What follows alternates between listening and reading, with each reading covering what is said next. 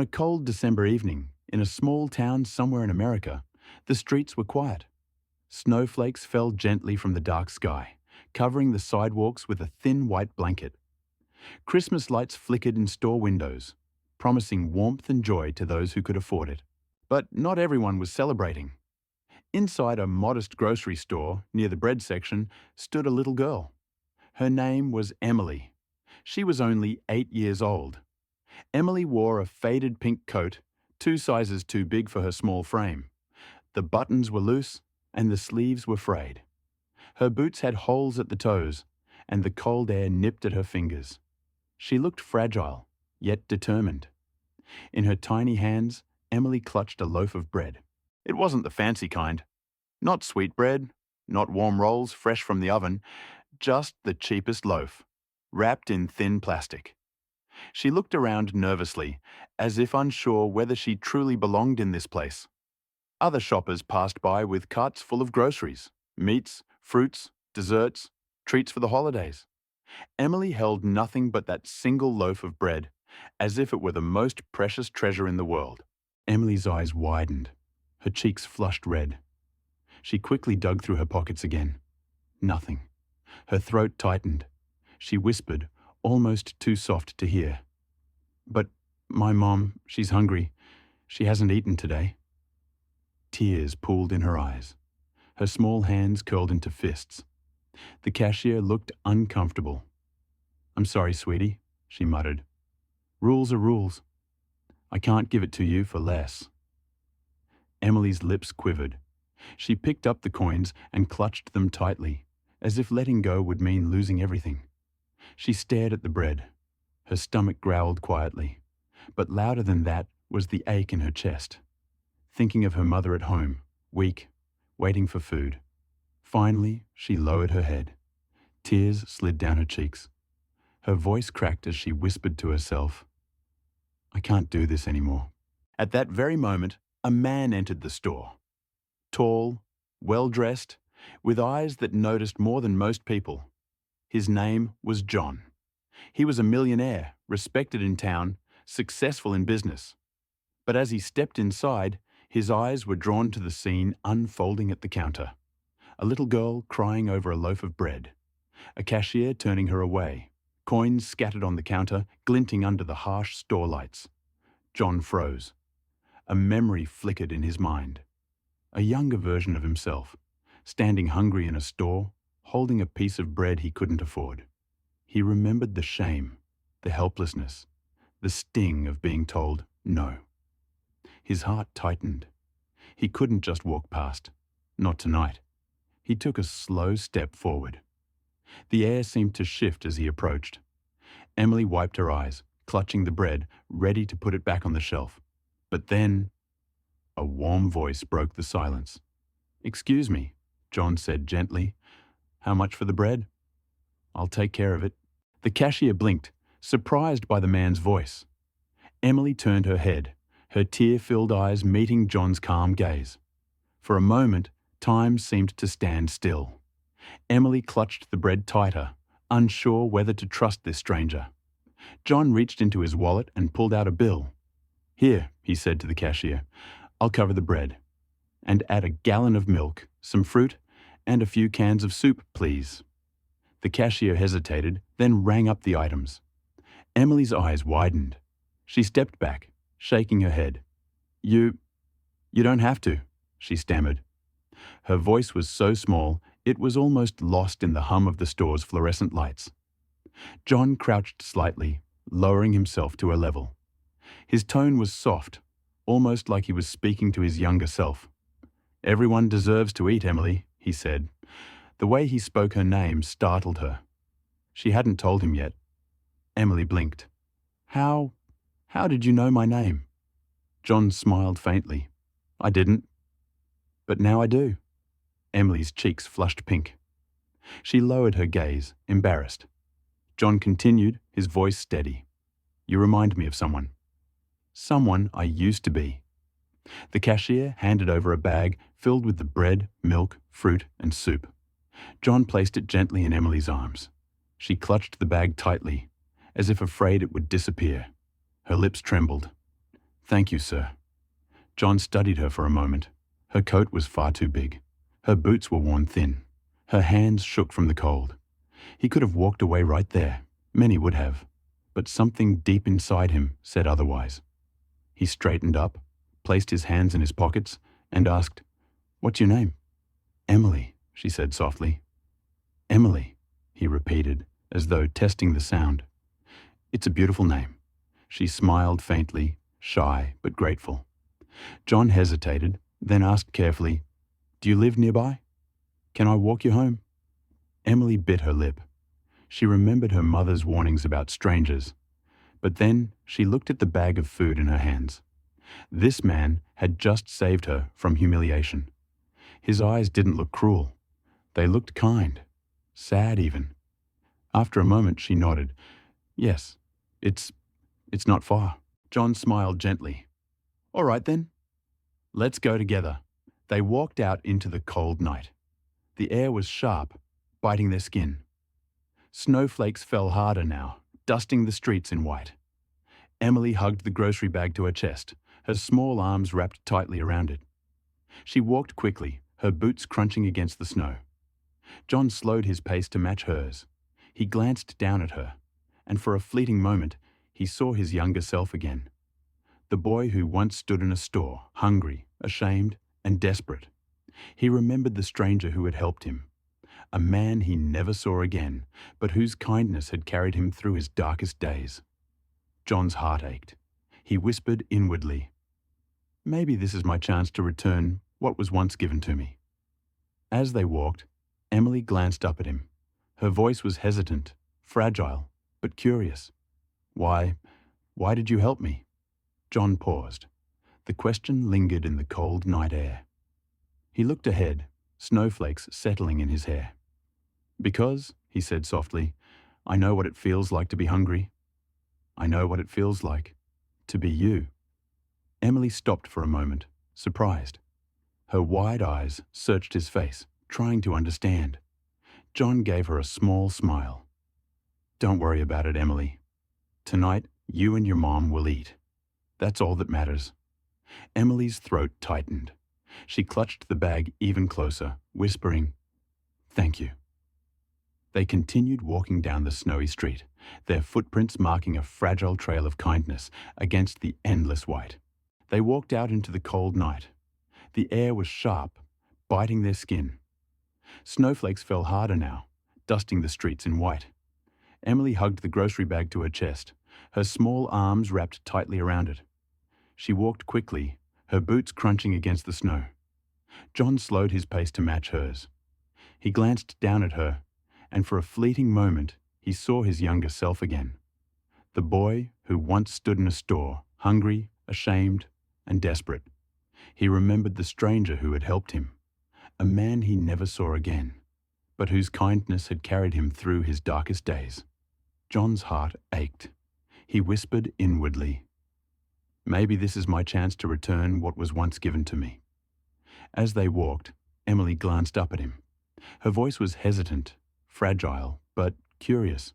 Why did you help me?" John paused. The question lingered in the cold night air. He looked ahead, snowflakes settling in his hair. "Because," he said softly, "I know what it feels like to be hungry. I know what it feels like to be you." Emily stopped for a moment, surprised. Her wide eyes searched his face, trying to understand. John gave her a small smile. "Don't worry about it, Emily. Tonight, you and your mom will eat. That's all that matters." Emily's throat tightened. She clutched the bag even closer, whispering, "Thank you." They continued walking down the snowy street, their footprints marking a fragile trail of kindness against the endless white. The walk to Emily's house was quiet.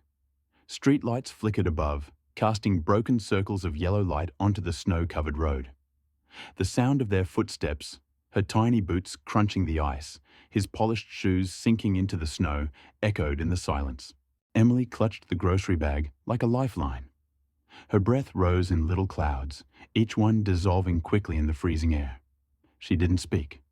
She just walked quickly, as though afraid that if she slowed down, the little warmth in the bag might fade away. John walked beside her. He looked down occasionally, noticing how the sleeves of her coat swallowed her small hands, how her scarf was thin and unraveling. She was a child carrying a weight much larger than herself. Finally, Emily stopped in front of a small wooden house. The paint had long since peeled away.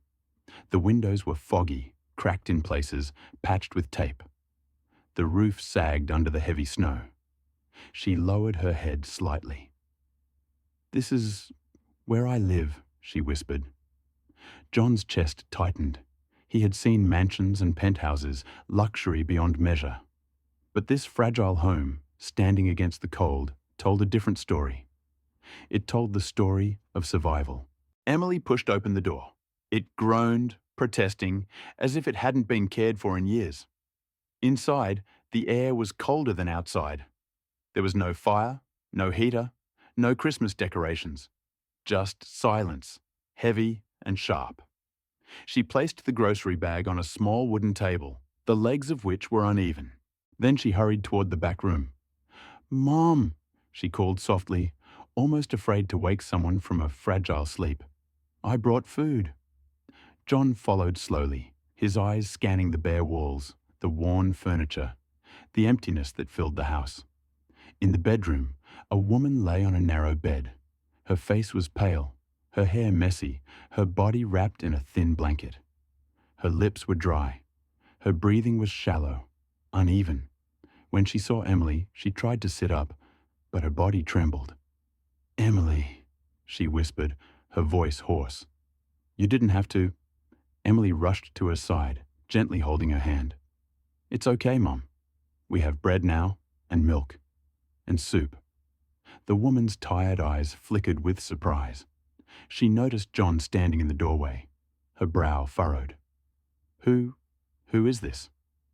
Emily looked back. "He helped me, Mom. He paid for the food." The mother's lips trembled. She tried to rise, but the effort made her cough. "Sir, thank you," she said faintly, "but we cannot accept charity." John stepped closer, his voice calm but steady. "This isn't charity," he said gently. "It's kindness. And kindness is something we all need sometimes." The woman's eyes glistened with tears. She turned her head away, ashamed. Emily squeezed her hand. "Please, Mom," she whispered.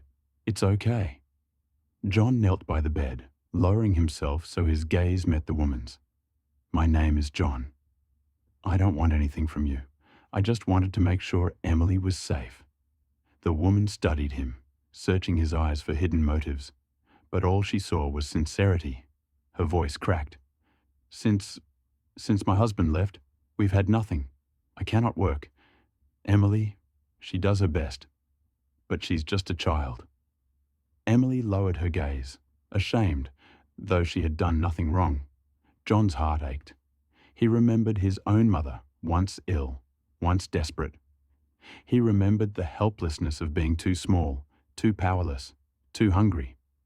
He gently placed his hand over Emily's small hand. "You're very brave," he said softly. "Braver than most adults I know." Emily looked up, her eyes shining with surprise, and for the first time that night, a small smile flickered on her lips.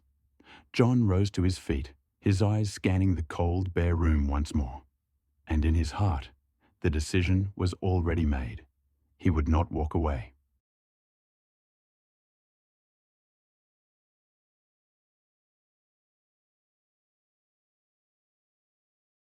The small room was silent except for the faint sound of the wind rattling against the window.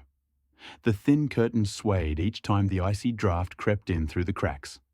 The walls were bare, the paint peeling in places, and the single light bulb hanging from the ceiling flickered now and then, casting long shadows across the floor. John sat down on an old wooden chair by the bedside. Its legs wobbled under his weight, groaning as though it might collapse at any second. He rested his elbows on his knees and studied the fragile scene before him. Emily, holding her mother's hand, the woman too weak to sit up straight, and the grocery bag on the table, a silent reminder of how little they had. For a while, nobody spoke. The mother's breathing was shallow. Emily's small hand stroking her arm gently, as if trying to soothe her pain. John could feel the weight of their silence pressing into his chest. Finally, he cleared his throat softly. "Emily," he said quietly, "how long has your mom been sick?" Emily looked down at her mother's hand, tracing the veins that stood out beneath the thin skin. "A long time," she whispered. "She used to work at the diner down the street. She smiled a lot back then, but when she got sick, she couldn't keep working. And then..." Her voice broke. She bit her lip, fighting the tears that threatened to fall. "And then Dad left." John's eyes softened. He had heard many stories in his life. Stories of business, of money, of greed. But none cut him as deeply as this. "I see," he murmured. Emily took a deep breath, as if gathering courage. "Since then, it's just been me and Mom. I try to help. I shovel snow for neighbours. Sometimes they give me $1. I pick up cans and bottles to sell. But it's never enough. Most nights, we just drink water, and we tell each other that tomorrow will be better." The girl's words were calm, almost too calm, like someone who had repeated them to herself 1,000 times just to survive. Once, long ago, there had been another boy. His clothes were too small, his shoes full of holes. His mother had worked herself sick, just like Emily's, and he had stood in a grocery store, clutching a loaf of bread he couldn't afford. The cashier had looked at him with pity, but pity didn't feed him. He had been ready to walk away when a hand appeared, a stranger's hand, offering to pay. John remembered looking up into the stranger's face. He never saw that man again. He never even learned his name. But in that single moment, his world had changed. He had tasted kindness. He had tasted hope. And that hope had carried him forward, step by step, until he built a life where hunger no longer ruled him. John blinked, returning to the present. His gaze fell on Emily, her small shoulders squared with courage far beyond her years. He reached into his coat pocket and pulled out a handkerchief. Holding it out gently, he said, "Here, keep this. It's clean?" Emily hesitated, then accepted it. Her tiny fingers brushed his.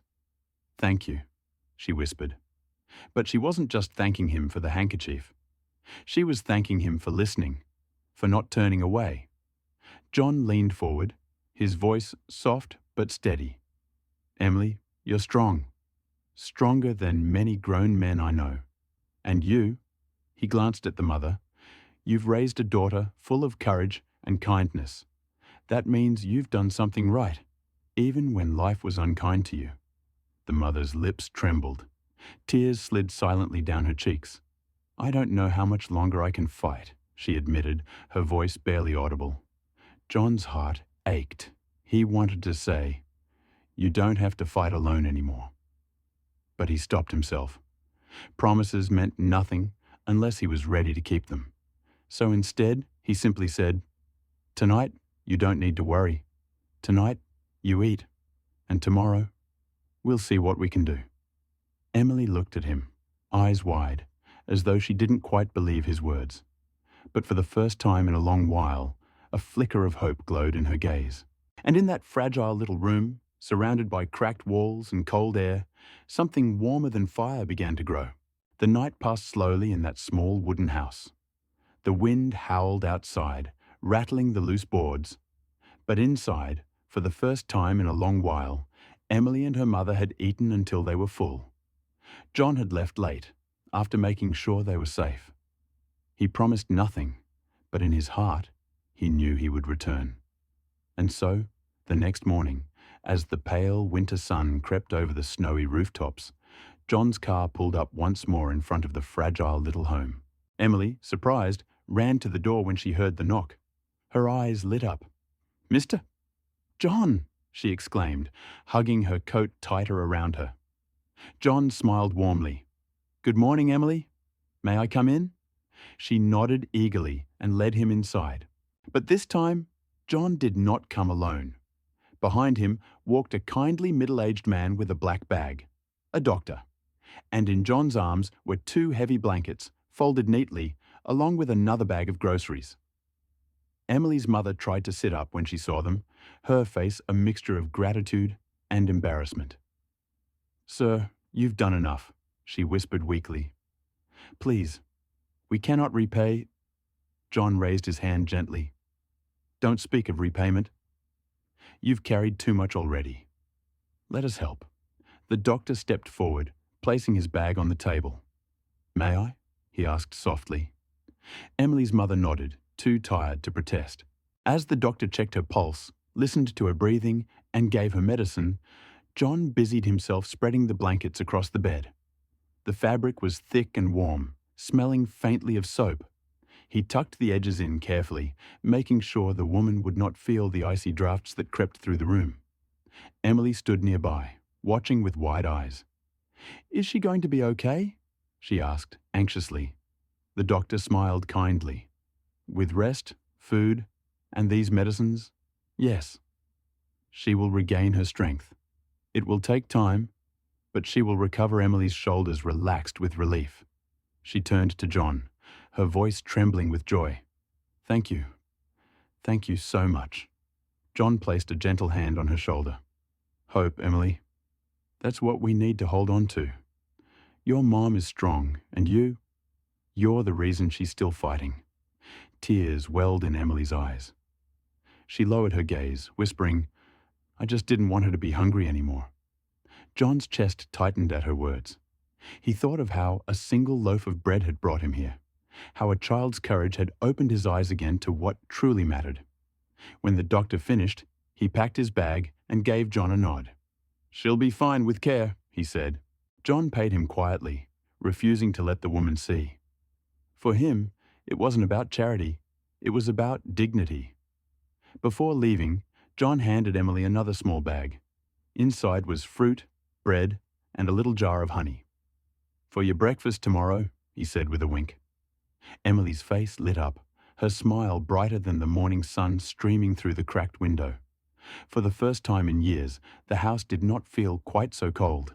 It felt, instead, like a place where hope had dared to enter. The room felt different after the doctor left. The air was still cold, the walls still cracked, but something invisible had shifted. There was warmth now, warmth not from a heater or fire, but from care, from kindness, from hope. Emily's mother lay back against her pillow, the new blanket tucked securely around her. Her breathing had steadied. Colour had returned faintly to her cheeks. She looked at John with gratitude she could not put into words. John sat quietly on the chair, his eyes drifting from mother to daughter. Emily, for the first time, looked less burdened. She sat cross-legged on the floor, the grocery bag beside her, and she was humming softly to herself. It was the kind of sound only a child could make, a melody fragile yet pure, rising above hardship. John leaned forward, resting his chin on his hand. "Emily," he said gently, "tell me something. If you could be anything in the world, what would you want to be?" Emily blinked, startled by the question. She looked down, twisting her fingers nervously. "Anything?" "Anything," John assured her. For a moment she hesitated, then her face softened. Her voice was quiet, but steady. "I want to be a teacher." John raised his brows slightly, intrigued. "A teacher? Why?" Emily glanced at her mother, then back at him. "Because teachers, they make kids feel seen. They make them feel like they matter. I want to help kids like me. Kids who don't always have enough. Kids who feel invisible." Her eyes glistened, but there was a spark inside them too. Something bright, something determined. John felt his throat tighten. 1,000 memories of his own school days rushed back. Days when he had gone without lunch. Days when he had hidden his hunger. Days when one kind teacher had slipped him an apple without saying a word. He remembered how that small gesture had made him feel, like he wasn't alone. "Emily," he said softly, "you'd make a wonderful teacher." Her lips curved into a small smile. "Do you really think so?" "I know so," John replied firmly. Emily hugged her knees to her chest. "But I don't know if I'll ever get there." Sometimes Mom can't buy notebooks or pencils. Sometimes I miss school because I have to help her. I don't want to, but it's hard. Her voice faltered, but she pressed on. Still, when I close my eyes, I imagine standing in front of a classroom. I imagine smiling kids looking up at me, and I imagine telling them, "You matter. You're enough." John's eyes grew misty. He leaned back in his chair, staring at the ceiling as though trying to steady his heart. He thought about all the people he had met in his career, business partners, politicians, millionaires. None of them had spoken with such clarity, such purity of purpose as this child before him. It was then that his decision crystallized. He would not simply give Emily food. He would not simply cover the cost of her mother's medicine. He would give her something greater: opportunity. He leaned forward again, his voice steady. "Emily, would you like to go to school every day? Without worrying about books or pencils? Without worrying if you can afford it?" Emily's eyes widened. She stared at him as though afraid to believe. "Every day? Really? Really?" John said firmly. "Education is the key to your dream, and dreams are worth fighting for." Emily covered her mouth with her hands, her shoulders trembling. Tears spilled from her eyes, not the tears of hunger or despair, but the tears of hope. Her mother, too, wept softly, whispering, "Sir, we don't deserve this kindness." John shook his head. "It's not about deserving. It's about doing what's right. Someone once helped me when I was a child. Tonight, I see myself in Emily, and I cannot turn away." Silence filled the room, heavy yet beautiful. Emily wiped her tears and looked at John with a smile so bright it seemed to light the entire house. "Thank you, mister. John, I promise, I'll work hard. I'll study.